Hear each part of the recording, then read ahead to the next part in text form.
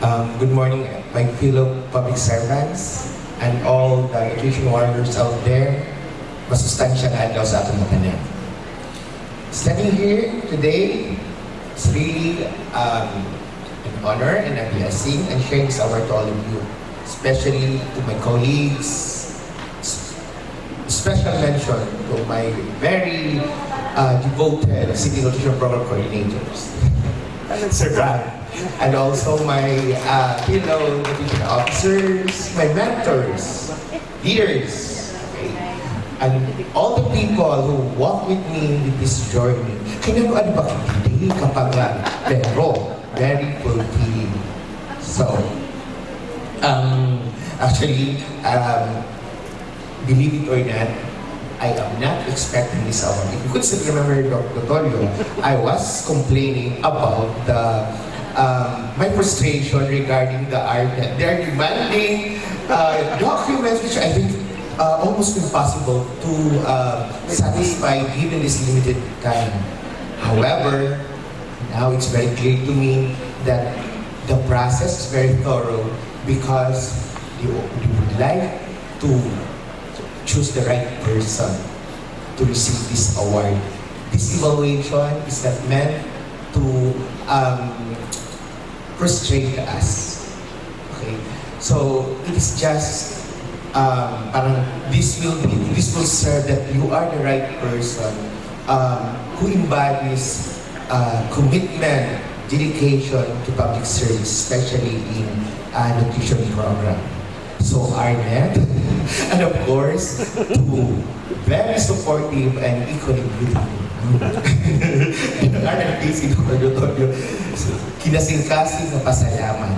I also grab this opportunity to thank my ever-supportive local Chief Executive Mayor Mon, represented by Honorable Minata Palia.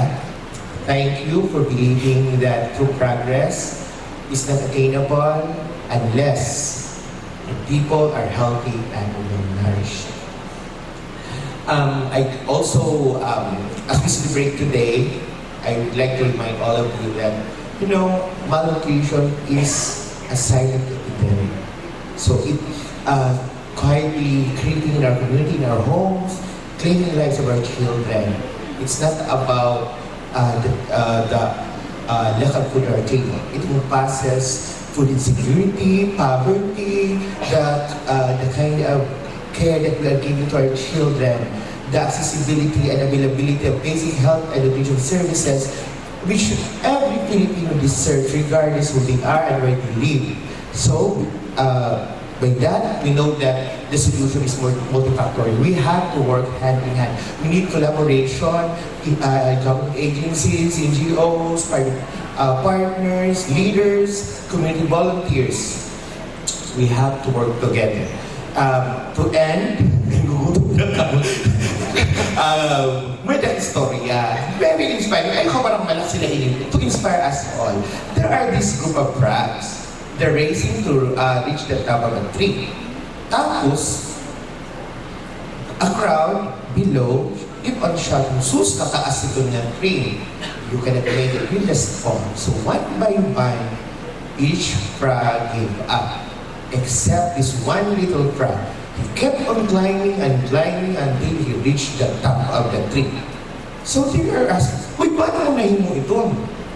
Actually, that little frog was deaf. Bungol ngayon siya. So, he did not hear these negative thoughts. He just kept on climbing and climbing, and because he knew that he could do it, then he did. So this mirrors our journey in malnutrition, fighting malnutrition. There are so many challenges, limited resources, skepticism, mga setbacks.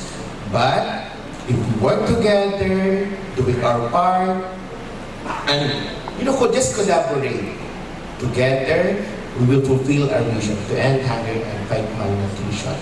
So I hope to always remember that to fight malnutrition and hunger, it's not just a professional duty. It's our moral obligation, a shared vision, okay, with one goal. Nutrisyong sapat para sa lahat.